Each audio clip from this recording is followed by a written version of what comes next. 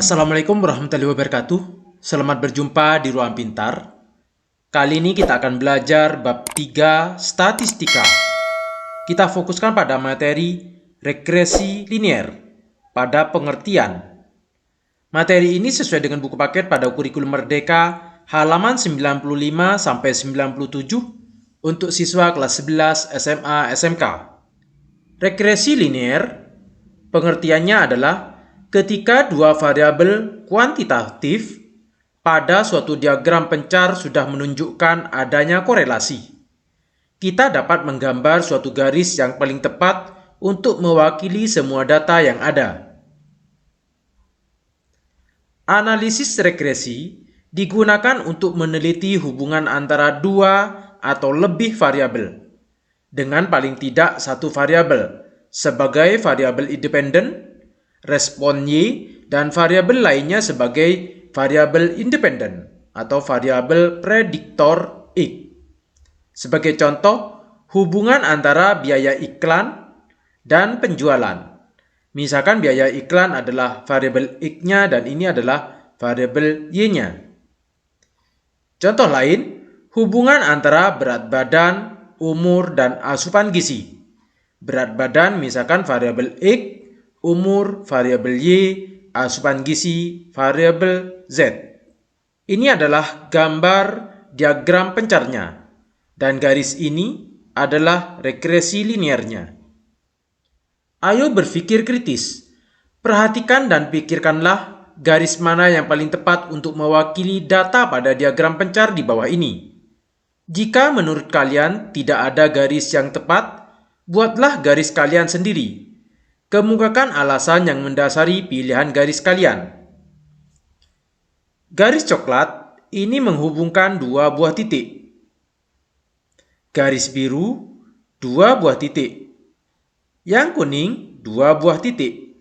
Sedangkan yang merah, 1, 2, 3, 4 titik. Kalau garis yang coklat, titik yang di atas garis coklat hanya satu buah. Di bawah ada 4.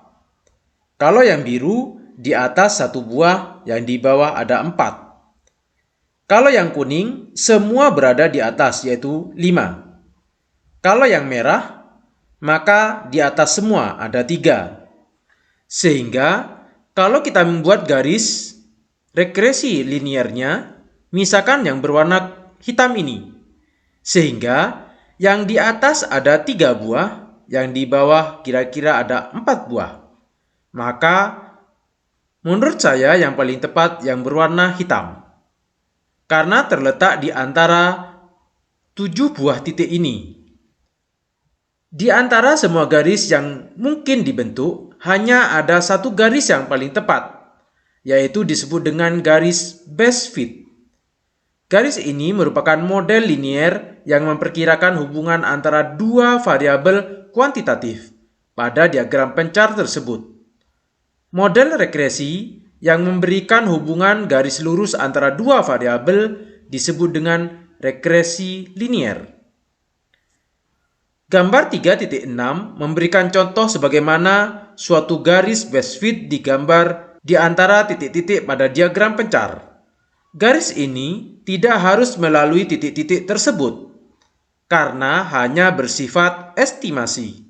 Namun, bisa saja garis melewati satu titik atau lebih pada saat penggambaran.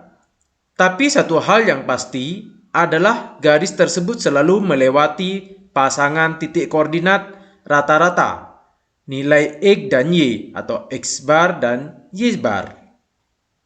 Misalkan titik ini, di antara titik-titik kita tentukan rata-rata X dan Y-nya.